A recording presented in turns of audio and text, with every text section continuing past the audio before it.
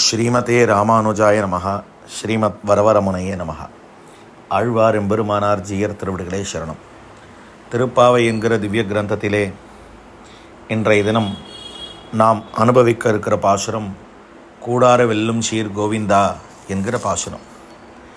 இப்பாசுரத்தாலே ஆண்டாள் முக்தபோகம் என்னும்படியான தாத்பரியத்தை காட்டி அருளுகிறார். முக்தபோகம்னா என்ன அர்த்தம் அப்படின்னால், இங்கிருந்து பரமபதம் சென்ற முக்தாத்மா ஒரு போகத்தை பெறுகிறான், பெருங்களிச்சியோடே ஒரு போகத்தை பெறுகிறான். அதை பற்றின ஒரு விஷயந்தான் இப்பாசுரத்திலே காட்டப்படுகிறது என்று நம் பெரியவர்கள் காட்டியிருக்கிறார்கள். கூடாரை வெல்லும் சீர் கோவிந்தா. பாசுரத்தை முதல்ல எல்லாரும் எப்படி சொல்லப்பட்டிருக்குன்னு புரிஞ்சுக்கணும். அதாவது, கூடமாட்டேன் என்றிருப்பவர்களை வெல்லக்கூடியவன் என்று பொருள். அதனால் கூடாரை வெல்லும் சீர் அப்படின்னு தான் சொல்லணுமே ஒழிய கூடாரவல்லி கூடார வெள்ளி இதெல்லாம் பயன்படுத்தவே கூடாது. அதனால் கூடாரை வெல்லும் சீர் கோவிந்தா என்று பொருள். அப்போது இந்த பாசுரத்துக்கு முன்னாலே கீழ்ப்பாசுரத்தில் பாஞ்சசன்னியம் போல்வன சங்கங்கள், சாலப்பெரும்பறை, பல்லாண்டிசைப்பார், கோல விளக்கு, கொடி, விதானம் இதெல்லாம் கேட்டா.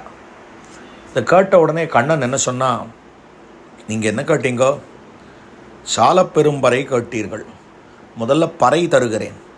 பறையாவது என்னன்னா, நான் உலகளந்த போது ஜாம்பவான் ஜெயத்தை பறைசாற்றுவதற்காக அடித்தாரே அது பறை. பெரும்பறை எது அப்படின்னால், நான் லங்கையை அழித்த போது, லங்கையை ஜெயித்த போது என்னுடைய ஜெயத்தை சாற்றினவாறு ஒரு பறை அடிக்கப்பட்டது, அது பெரும்பறை. ஆனால் பாரோர்களெல்லாம் மகிழப்பறைகரங்கா என்று நான் குறவையாறின போது பறை அடித்தேன், அது சாலப்பெரும்பறை.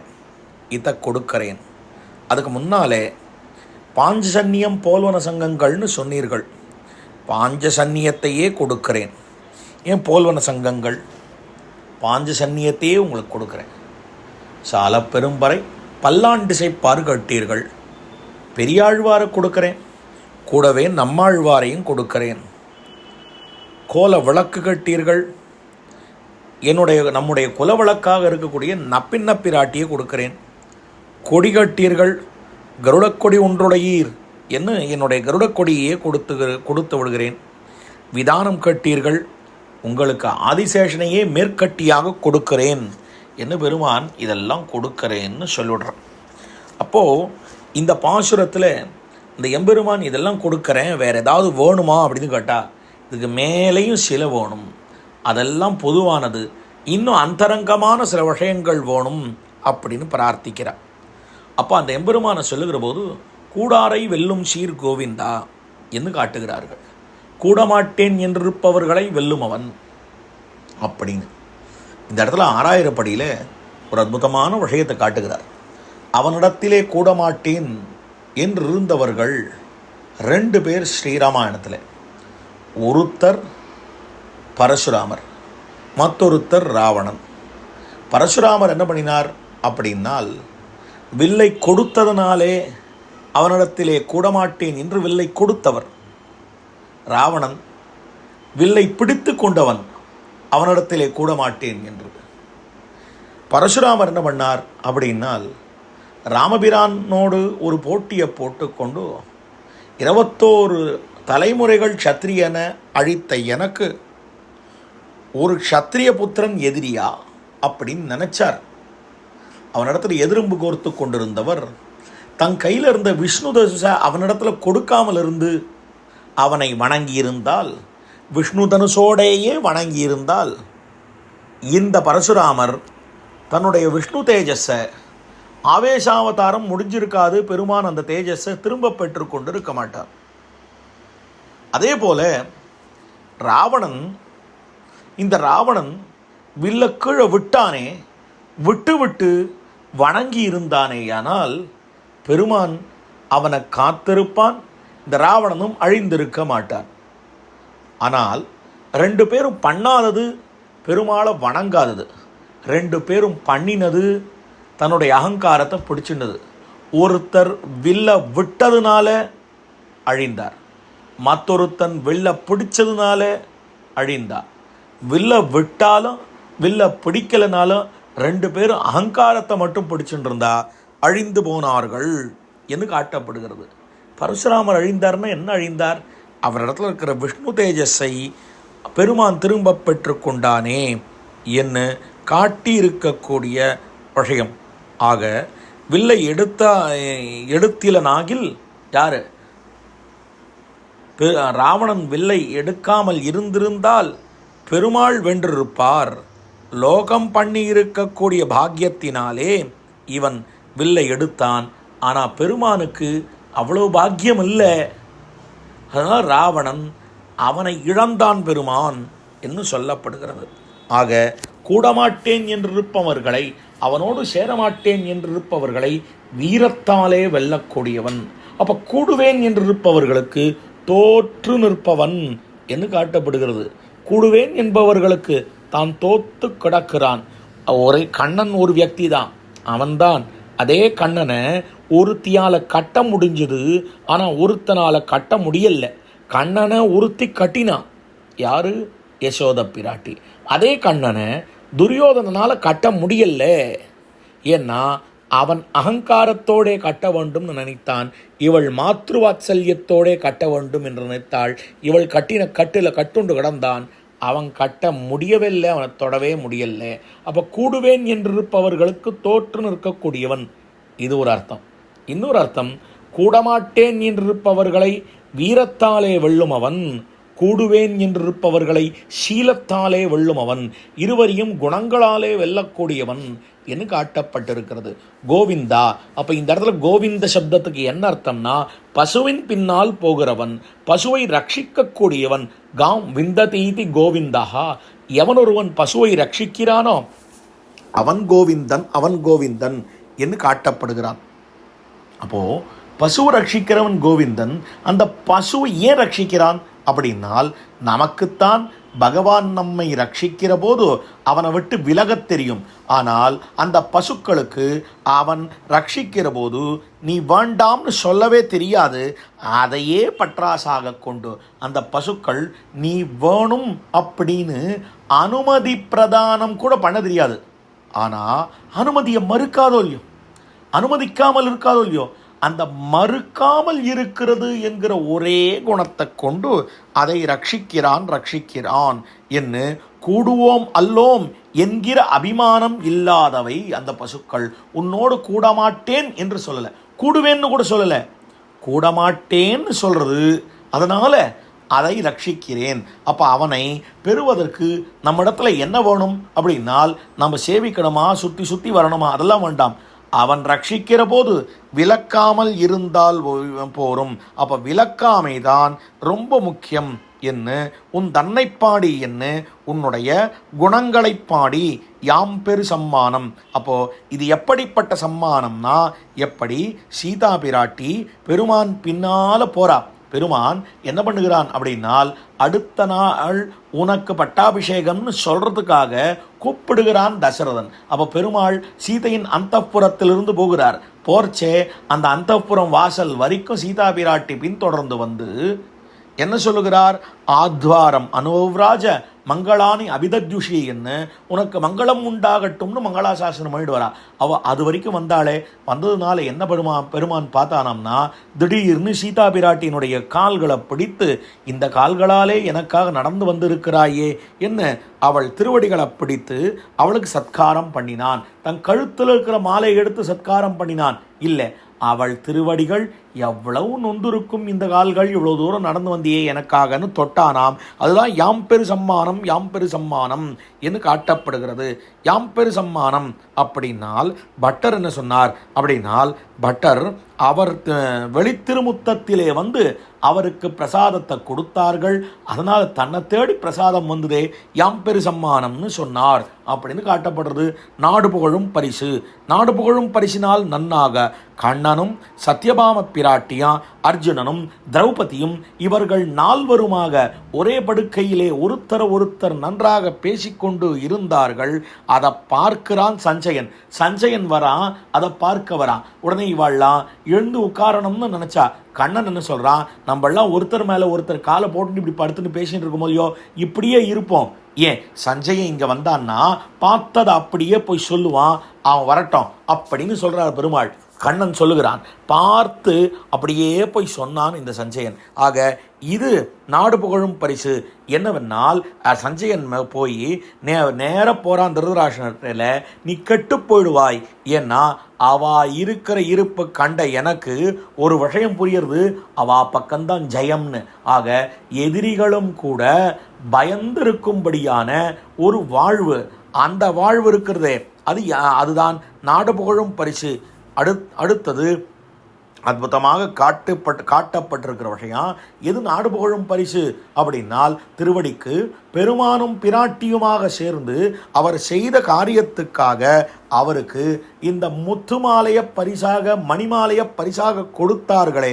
இந்திரன் வர அந்த ஹாரத்தை பெருமாள் பிராட்டியினிடத்திலே கொடுக்க, பிராட்டியானவள் பெருமான ஒரு பார்வையாலும் திருவடியை ஒரு பார்வையாலும் பார்த்து, அடியவன ஒரு பார்வையை ஆண்டவன ஒரு பார்வை பார்க்கிறா, அடியவனுக்கு மாலையை கொடுக்கிறா.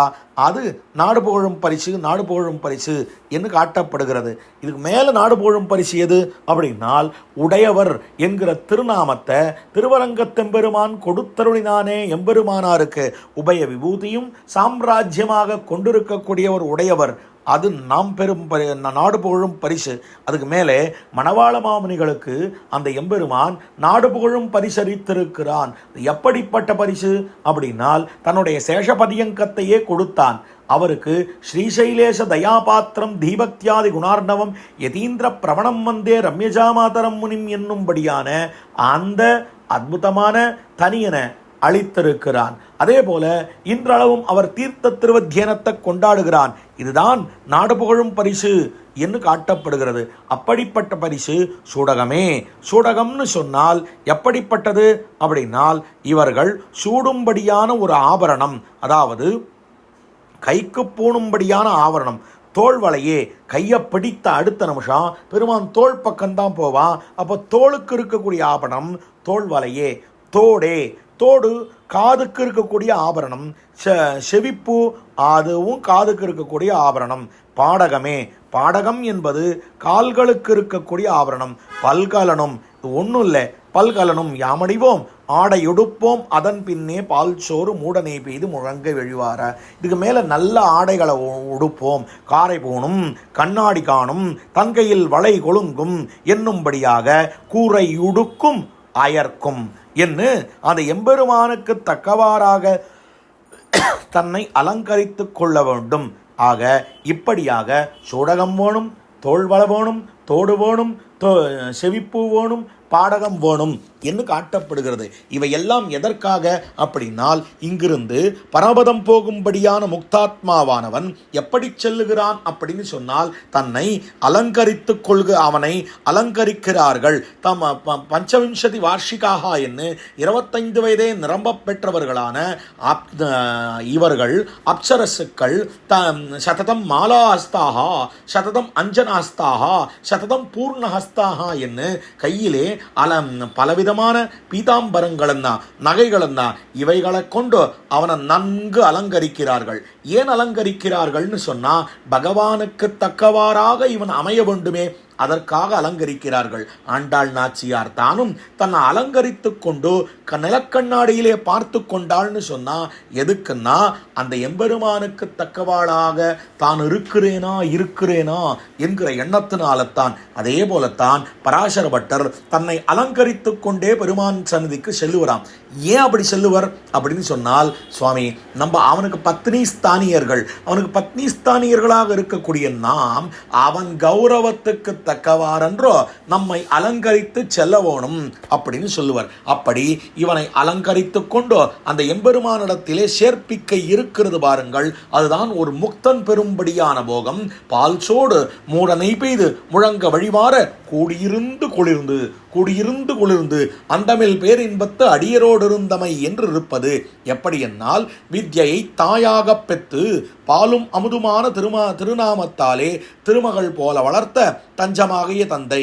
அதாவது வித்யை ஞானத்தை தாயாக பெற்று பாலும் அமுதுமான அந்த பாலும் அமுதுமான திருநாமம், இனிமையான பகவானுடைய திருநாமங்களை அந்த தந்தையார் நமக்கு சொல்லிக் கொடுக்கிறார். எப்படிப்பட்ட தந்தை அப்படின்னு சொன்னால், ஆச்சாரியனாகிற தந்தை. ஆச்சாரியன் நமக்கு தந்தை போன்றவர் என்று காட்டுகிறது பிரமாணங்கள். மந்த்ரோ மாதா குரு பிதா என்று சொல்லுகிறது. அப்போ தந்தையாக இருக்கக்கூடிய இந்த ஆச்சாரியன் திருநாமத்தை கொடுத்து திருநாமத்தை சொல்லி அவன் பிரபாவத்தை சொல்லி, ஒரு மகள் தன்னை உடையேன் உலகம் நிறைந்த புகழால் திருமகள் போல வளர்த்தேன் என்று அந்த சாமிய ஷட்கத்தாலே நமக்கும் அந்த எம்பெருமானுக்கும் அந்த பிராட்டிக்கும் ஒரு சாமியம் ஏற்படுகிறது.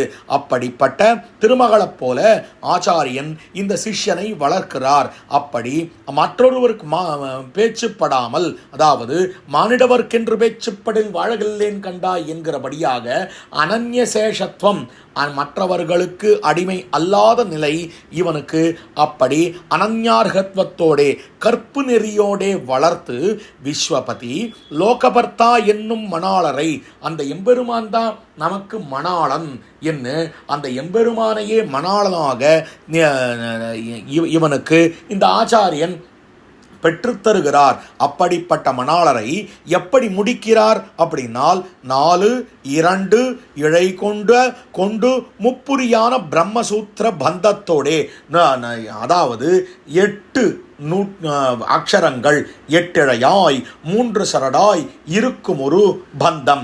எப்படிப்பட்டதுன்னா, திருவஷ்டாட்சர மகாமந்திரம் 8 அக்ஷரங்களோடு 3 பதங்களோடு இருக்கக்கூடிய திருவஷ்டாட்சர மகாமந்திரத்தை உபதேசித்து நமக்கும் அவனுக்குமான ஒரு சம்பந்தத்தை இந்த நூலோடு, எப்படிப்பட்டதுன்னா, இந்த திருமந்திரம் என்கிற தாலியை கட்டிக்கொள்ளும்படியாக அந்த எம்பெருமானிடத்திலே நாம் பெரும்படியாக பண்ணுகிறார். ஆக நமக்கும் அவனுக்குமான பந்தம் இந்த மங்கள சூத்திரம்.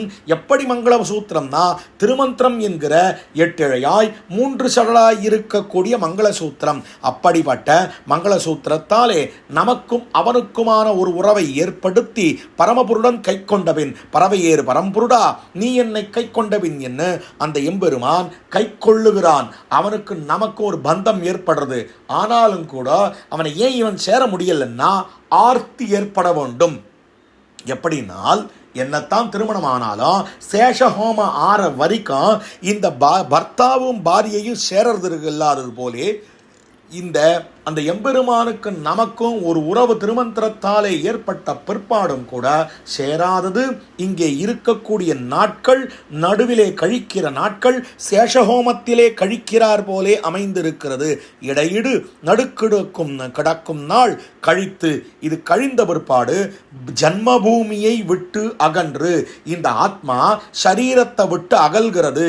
அதுதான் பிறந்த அகத்தை விட்டு ஆத்மா வெளியே போகிறது. அடுத்தது இந்த ஆத்மாவுக்கு ஸ்தூல சரீரத்திலிருந்து ஒரு சூக்ஷ்ம சரீரம் ஏற்படுகிறது. அதற்கு பிற்பாடு சூழ்விசும் பணிமுகில் தூரிய முழக்கினா என்ன இந்த ஆத்மா ஜீவாத்மா பிரிகிறான், வெளியேறுகிறான்.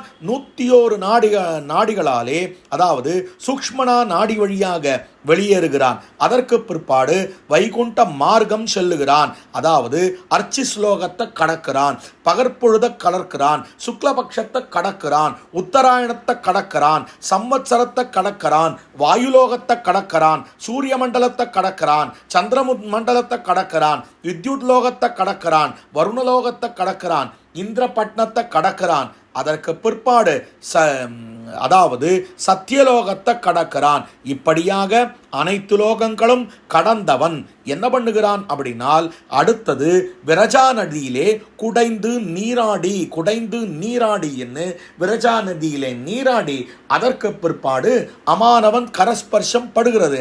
அந்த கரஸ்பர்ஷம் பட்ட உடனேயே வியந்துழாய் அஞ்சனத்தின் நீரு நாணப்பொடி பீதகவாடை பல்கலன் கொண்டு நோக்கியர் அலங்கரிக்க அலங்கரிக்க, அதாவது சூழ்விசும் பணிபுகில் திருவாய்மொழியிலே காட்டப்பட்டிருக்கக்கூடிய நோக்கியர் அலங்கரிக்க என்று நீனு நாணப்பொடி இட்டுக்கொண்டு அஞ்சனத்தை இவர்கள் சாற்ற பல்கலன் கொண்டு அவனுக்கு பல்கலனும் யாமணிவோம் என்கிறார் போலே இவர்களை அலங்கரிக்கிறார்கள் இந்த முக்தாத்மாவை அங்க இருக்கக்கூடிய அப்சரசுக்கள். அப்படி அலங்கரித்து பல்லாண்டிசைத்து, எப்படினால் கீழே பல்லாண்டிசைப்பாரே என்கிறார் போல இவர்களுக்கு பல்லாண்டு பாடுகிறார்கள், இந்த ஜீவாத்மாவுக்கு பல்லாண்டு பாடுகிறார்கள்.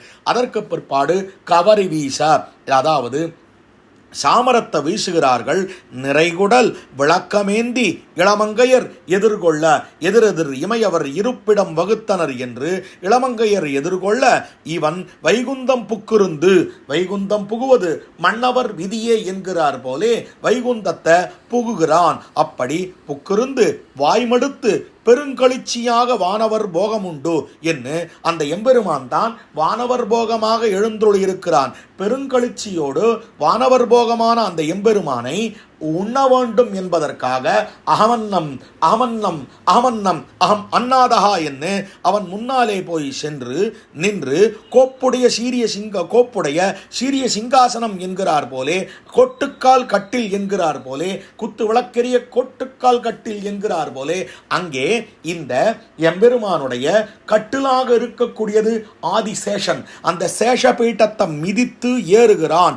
மிதித்து ஆரோகித்து பரத அக்ரூர மாருதிகளை பரிஸ்வங்கித்த மணிமிகு மார்பாலே குருவாமணியாய் அணையும் வஸ்துவுக்கு மணிவல்லி பேச்சு வந்தேறி என்று, அதாவது இந்த ஆத்ம வஸ்து இருக்கிறதே, இவன் சூக்ஷ்ம சரீரம் போய் அப்ராகிருத திவ்யமங்கல விக்கிரகம் வந்து இவ்வளவு தூரம் வந்து அந்த கொட்டுக்கால் கட்டிலே மிதித்து ஆதிசேஷனையும் மிதித்து ஏறி அந்த எம்பெருமானை அணைக்கிறான். இவன் எம்பெருமான் சேர்த்து அணைத்துக் கொள்ளுகிறானாம். எப்படி அணைத்துக் கொள்ளுகிறான் அப்படின்னு சொன்னால், எந்த திருமார்பா பரதனை அங்கே பரதமாரோப்பியா என்று அணைத்துக் கொண்டானோ அந்த திருமார்பாலே இந்த ஜீவாத்மாவை அணைத்துக் கொள்கிறான். அதற்கு பிற்பாடு ஹனுமன எந்த திருமார்பாலே பரிஷ்வங்கோ ஹனுமதா என்று அந்த ராமபிரான் அணைத்துக் கொண்டானோ அதே திருமார்பாலே அந்த பரமபதநாதன் இந்த ஜீவாத்மாவை அணைத்துக் கொள்கிறான். எந்த திருமார்பாலே அதாவது அக்ரூரரை அணைத்துக் கொண்டானோ அந்த எம்பெருமான் அதே திருமார்பாலே அணைத்துக் கொள்கிறான். அப்போ திருமார்பாலே அணைத்துக் கொண்டு அந்த திருமார்பிலே குருமாமணியாய் அணையும் வஸ்துவாக இந்த ஜீவாத்மா ஆகிறான். இப்படியாக பெரும்படியான போகம், அதுதான் பால் சோறு மூட நெய் பெய்து முழங்க வழிவார கூடியிருந்து குளிர்ந்து அந்தமில் பேரின்பத்து அடியரோடு இருந்தமை என்னும்படியான பேரின்பம் தான் வந்தவர் எதிர்கொள்ள மாமணி மண்டபத்து அந்தமில் பேரின்பத்து அடியரோடு இருந்தமை என்னும்படியான இந்த நிலை இருக்கிறது பாருங்கள். இதுதான் முக்த போகம், ஒரு முக்தன் அனுபவிக்கும் போகம். இந்த போகத்தைத்தான் இந்த பாசுரத்துல ஆண்டாள் நாச்சியார் சூடகமே தோள்வளையே தோடே செவிப்பூவே பாடகமே என்கனைய பல்கலனும் யாமணிவோம் அப்படின்னு காட்டுகிறாள். சூடகம், தோள்வளை, தோடு, செவிப்பூ, பாடகம் அப்படின்னு சொல்லப்படுறது. சூடகம், தோள்வளை, தோடு, செவிப்பூ, பாடகம் 5 விதமான ஆபரணங்கள். 5 விதமான ஆபரணங்கள் எதுக்கு அப்படின்னால், கையை கூப்பி அந்த எம்பெருமான வணங்கிறதுக்கு சூடகம் கையில் ஆபரணம். அப்போ கை கூப்புதல், கையால் வணங்குதல். தோள்வளை, ஆச்சாரியன் நமக்கு பண்ணக்கூடிய சமாசயனம் இருக்கு பாருங்கள், சங்க சக்கராஞ்சனம், அதுதான் தோளுக்கு ஆபரணம் தோள்வளை. தோடு, செவிப்பு, அந்த எம்பெருமானுடைய அந்த பிரபாவத்தை கேட்பது, மந்திரத்தை ஆச்சாரியன் சொல்லுகிறார் தோடு. அதற்கு மேலே மந்திரார்த்தத்தையும் கேட்கிறோம் காதாலே, அது செவிப்பு. பாடகம் அப்படின்னு சொன்னால் அந்த எம்பெருமானை திவ்யதேசங்கள் தோறும் சென்று சேவிக்கிறோமே ஆச்சாரிய சம்பந்தத்தினாலே, அது பாடகம். இப்படியாக பல்கலனும் யாமணிவோம் என்று இப்படி ஆச்சாரியன் நமக்கு பலவிதமாக பண்ணும்படியான கிருபைதான் இங்கே சூடகம், தோள்வளை, தோடு, செவிப்பு, பாடகம் என்று காட்டப்பட்டிருக்கக்கூடிய அற்புதமான விஷயம். ஆக கூடாரவெல்லும் சீர் கோவிந்தா என்ன இவர்கள் இதெல்லாம் கேட்கிறா, கண்ணன் இதெல்லாம் கொடுத்தானா இல்லையா, இதுக்கு மேலே என்ன நடக்கிறதுன்றதை நாளைய தினம் அனுபவிப்போம் என்று சொல்லி இன்றைய நாள் பாட்டை இத்தோடு நிறைவுறுத்துகிறேன். ஸ்ரீமதே ரம்யஜாமாத்ரு முனீந்திராய மகாத்மனே ஸ்ரீரங்கவாசினே பூயாத்து நித்யஸ்ரீர் நித்யமங்கலம்.